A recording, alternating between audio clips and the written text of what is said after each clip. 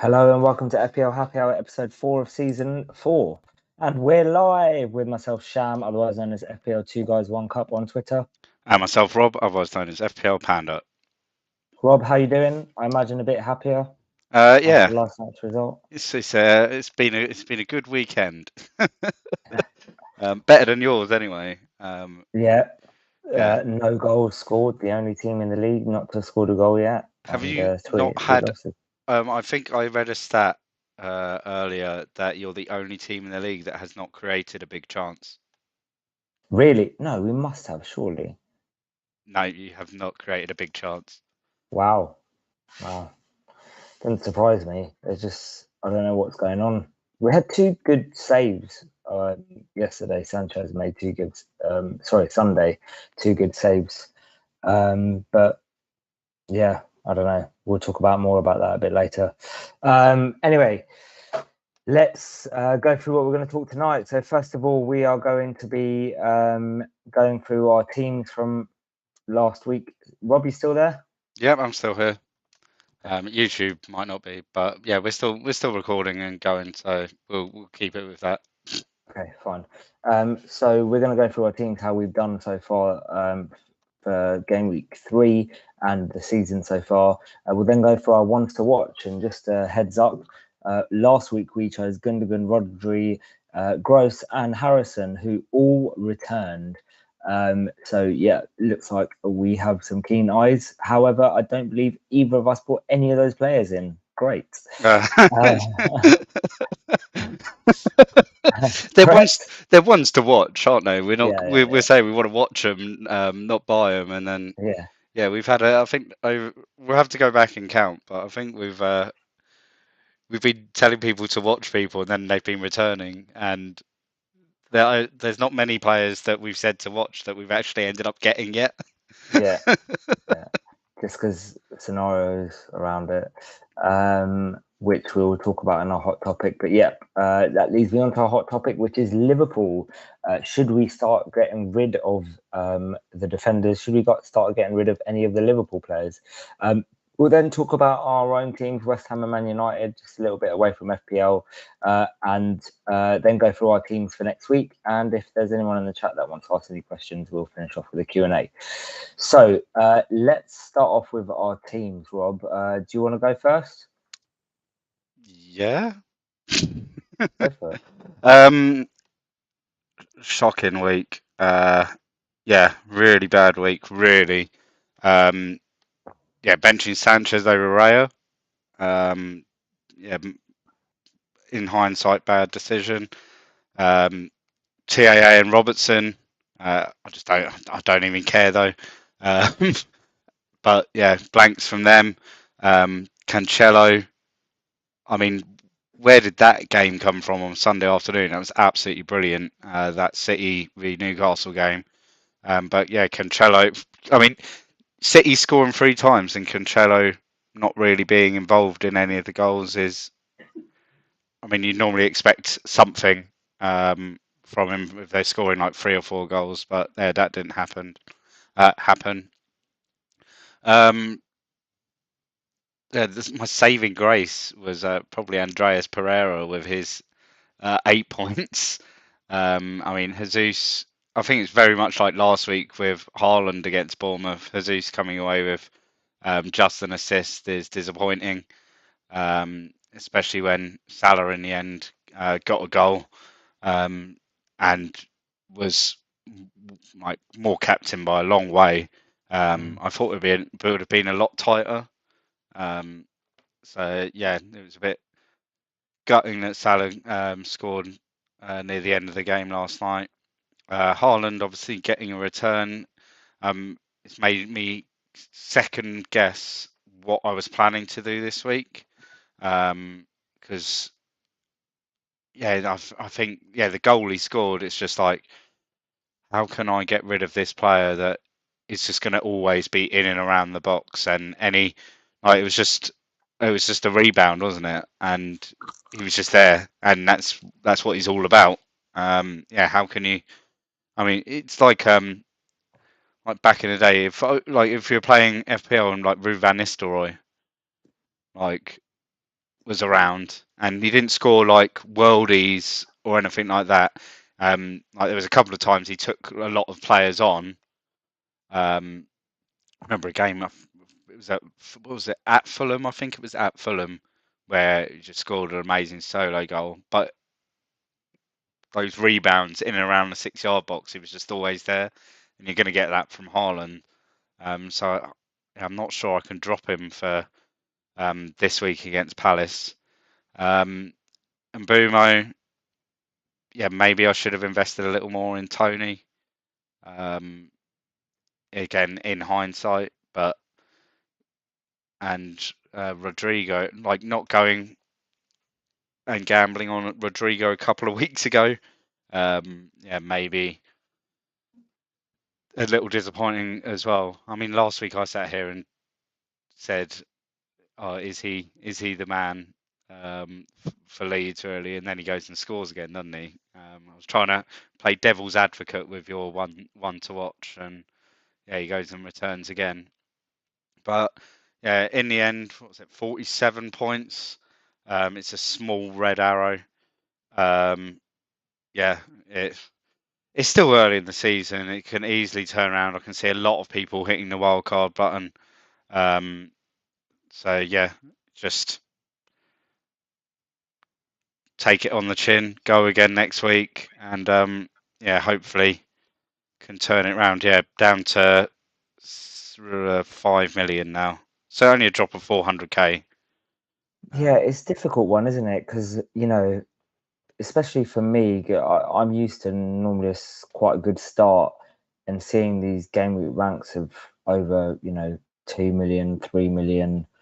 I think last week was 5 million is quite disheartening when kind of that's not what I'm normally used to. First week was 3 million game week rank, last week 2.8.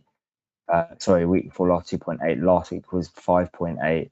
So I'm sitting with an overall rank of 2.8, and it's kind of like, I know it's early in the season, but it's not something that I'm used to in terms of having this sort of start, and it's difficult to, I guess, be optimistic about it, even though you kind of know there's not much between 2.8 million and 100k. It's probably only about 30, 40 points, I'm guessing, which isn't massive.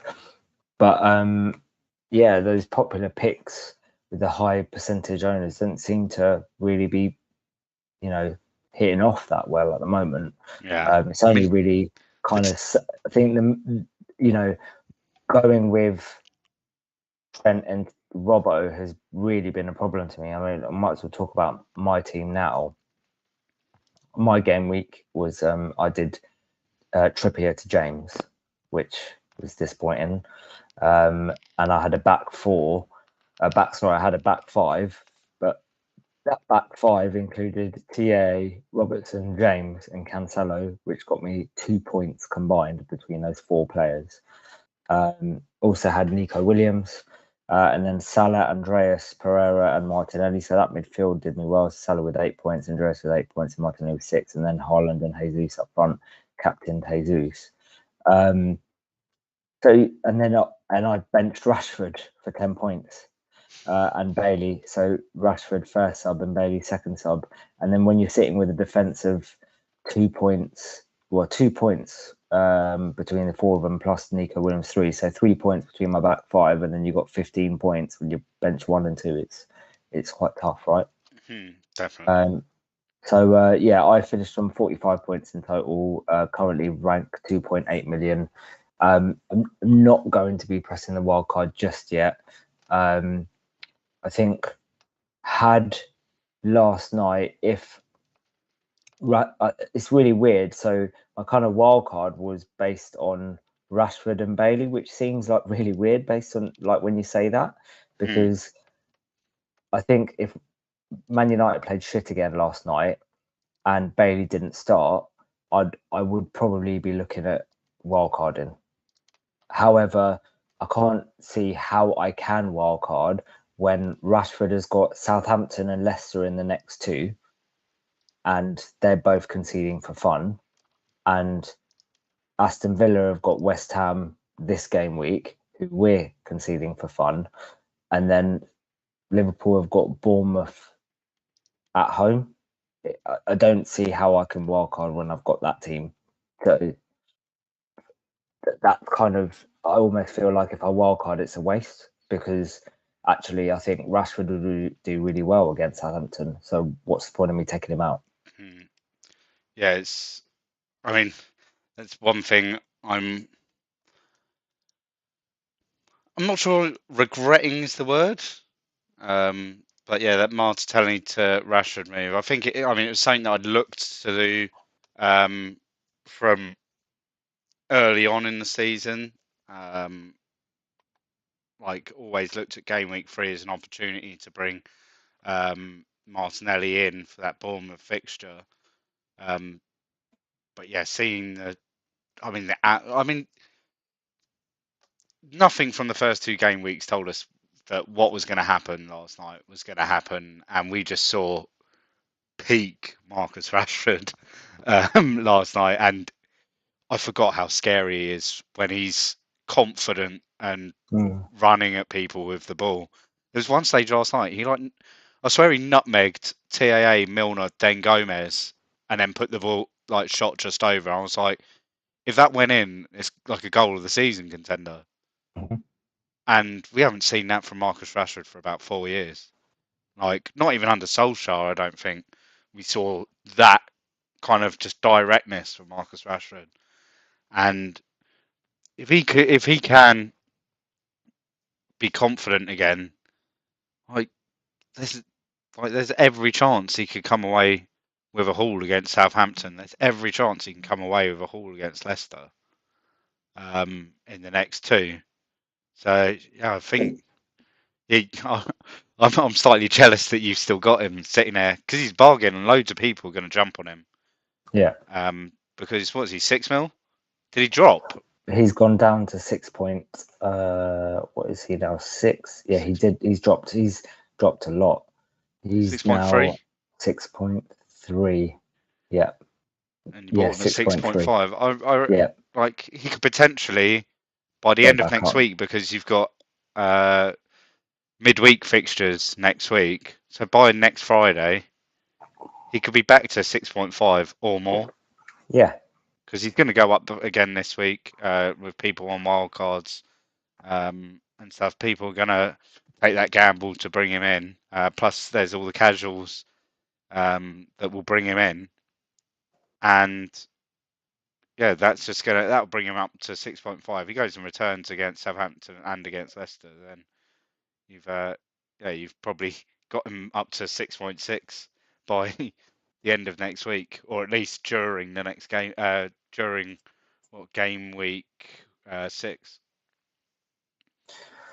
Right. Let's look at our ones to watch now. As I said, over the last couple of weeks, our ones to watch have been performing quite well. We've gone for 4 tonight.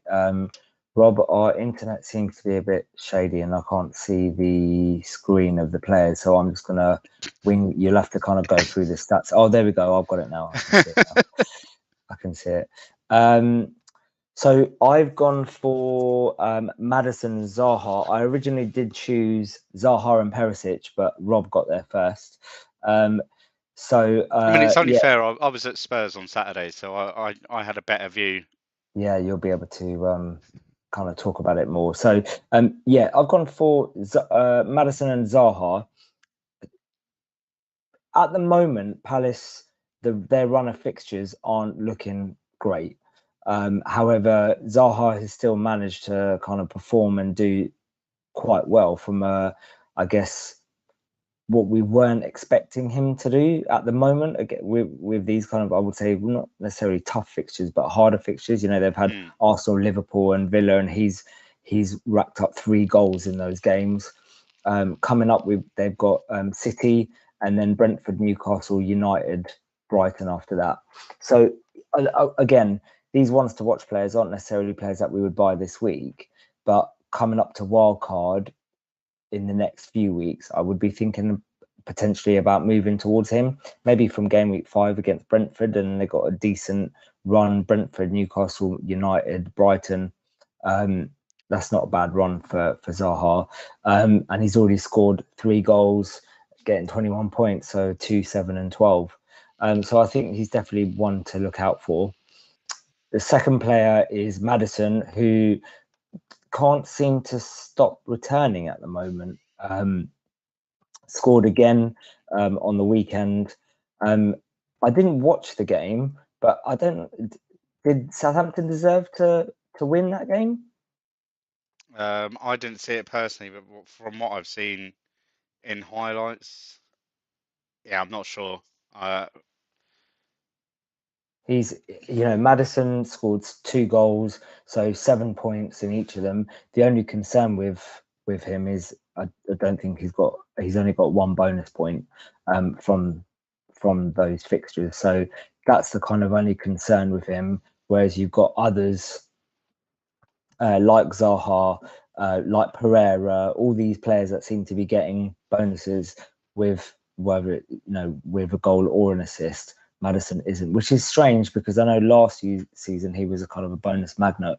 So yeah, those are the two that I've gone for, and obviously Maddison's fixtures again. I wouldn't buy for this week with Chelsea, although obviously they conceded 3 against Leeds. But Leicester have then got a great run of fixtures from game week 6. So Brighton, Villa, Tottenham, Forest, Bournemouth, Palace, Leeds, Wolves. I mean, there's Great run of fixtures there. always still the chance that Maddison is by what 8 days time that he's no longer a Leicester player. Yeah. And I think if you put him in, say, the Newcastle midfield, I think I'd buy him straight away. Yeah. I think with Leicester at the moment, I think there's just a lot of uncertainty there. Like, will Brendan Rodgers even be the manager still in 8 days' time? Yeah. You'd think a heavy loss against Chelsea, I think that puts him under a lot of pressure, doesn't it? Yeah. And I mean, it doesn't look like it's very much his fault. I think it looks like he's been let down by recruitment and the people in charge of that. Because I was listening to listening to something last week, and how sort of at the end of the season he said, "We know who we want, we know where we need to strengthen, etc., etc." He went on holiday, and it's like he went on holiday expecting the recruitment team to do their job and start bringing these players in, and then comes back, pre-season starts, and he hasn't signed anyone. I mean, they've signed a keeper, haven't they? And that's it. They've signed a third choice keeper. I don't know where the money's gone there. Neither do I. Leicester seem to always be buying players. I mean, they've just given Jamie Vardy sort of an end of career kind of contract for another couple of years, I believe. It looks like Fofana most likely at some point next week become a Chelsea player. I can't see, like, Chelsea are throwing 70 million now at him, 75 mil. Can Leicester afford to, like, if they went 80, can Leicester turn that down for Fofana? No, it doesn't seem like they'll be able to. Yeah. Right, that's the concern, I think, with Maddison. But I mean, they haven't played well this season so far, and he's picked up 2 goals and an assist, hasn't he? So he's like, he's still returning. We know that he's on set pieces, a brilliant delivery of a set piece, brilliant, yeah, in dead ball situations. So there's always going to be the chance of him returning, especially when he has got, like, if he's not going to be scoring, he's got an elite striker in Jamie Vardy in front of him, who, like, if Maddison can put through a pinpoint cross or whatever to him, then yeah, you'd back Jamie Vardy to finish it. So that the returns will continue to come in a Leicester shirt, but yeah, I think it's going to ask a lot of him, especially when over the last sort of 2 or 3 years he's been one of these players that has like a run of sort of 10, 15 really good games, gets injured, and then struggles for the rest of the season. Like we saw last season, we saw that, but then towards the end of the season, he hit a bit of form again. But yeah, it'll be interesting with him. Right, do you want to go through your two players? And I'm guessing both of these are based on eye tests rather than stats, based on you being at the game and the Spurs game and watching the United game last night. Yeah, so even Perisic was brilliant on Saturday lunchtime. Defensively, just I've always remembered him playing for Inter, for Croatia, for his attacking play, but defensively he was very sound. But obviously we don't really care about what he does defensively because that doesn't win you points in FPL. Win you points in Sky and Telegraph, which is why I'm currently looking at him for those games. Um, but you know, when Spurs have the ball, he 9 times out of 10 is pushing past Heung-min Son. And Son comes in inside a little bit deeper, and Perisic is hugging the byline right on the last man. Like when Spurs have the ball, they are effectively they move Ben Davies out left and they play with a fullback. Perisic becomes a would you say fifth midfielder or a fourth attacker? I'd probably say more of a fourth attacker than a fifth midfielder or fourth midfielder because it almost becomes front four with him on the left, Kulusevski on the right, and Son and Kane in the middle.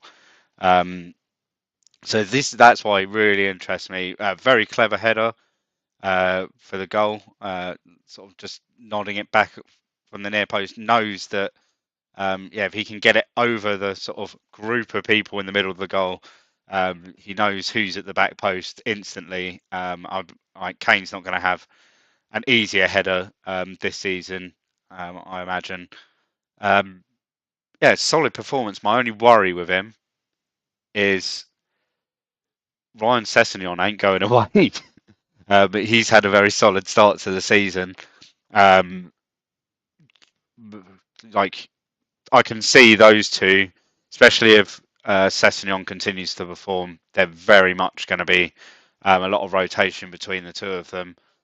You can see that once the Champions League starts up, depending on who they get in their group, we might not see much of Perisic in the league, or like if it's a comfortable looking group for Spurs, Conte might go, right, I'll play Sessegnon in Europe and I'll play Perisic domestically. So I think that's the risk there. But even then, he can come on um, and do something. Although he hasn't got that. What's the word? Like that sort of thing. Like he won't ever come on and make something happen to change a game. I don't think. It'd more come on to just bring some sort of leadership and that sort of side of things into games. That's why, will he return when he does come on? But we've yet to see really. Impressive first start for him on Saturday. I mean, his ownership up to 21.6. A lot of people gambled on him this week when there was one of the in the nose said he believes that Perisic will start. A lot of people on Saturday morning went and made that move. And because I was travelling across London and wasn't sure what was going on with the travel, I made my moves the night before, and I might have done Robbo to Perisic on Saturday morning if I wasn't travelling. Like if I was lying in bed watching Soccer AM, still umming and ahhing about a move, then I might have done that move that a lot of people did. But I did the Martinelli to Rashford move, which I felt Rashford to Martinelli move, which I felt was right. The other player who took his goal absolutely brilliantly last night is Jadon Sancho. He's still only 4.8% owned. 7.3. Like Rashford, he's dropped 0.2 in the first 3 game weeks. I imagine he will go up 0.1 by the game week 4 deadline. His stats don't read very well. One shot, one on target, which was obviously the one that he had 6 feet of space created for himself by a very, very clever turn. But like we said about Rashford earlier, Sancho last night just looked on it, and the way that this United team are set up, I think if they continue with a quick front three, um, I think the returns are going to come for him. We know he's a good player. Like he was doing it in the Bundesliga. Like people say, oh yeah, like he's a City reject. They were happy to sell him on the cheap to Dortmund a few years ago. He did it in Germany. There's a lot of players around that do well over there and come here and they don't do so well. But I think he's got the ability there to do it. There's obviously going to be other signings made at United, but he seems like in the front three the most nailed.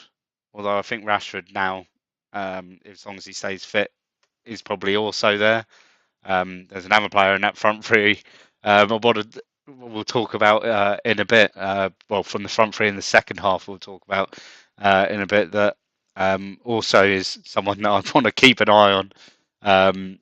But yeah, I was very pleased with him. And despite how poor they've been, he's 8th in the league for shot creating actions. I think it's 8th still, with 11 shot creating actions this season.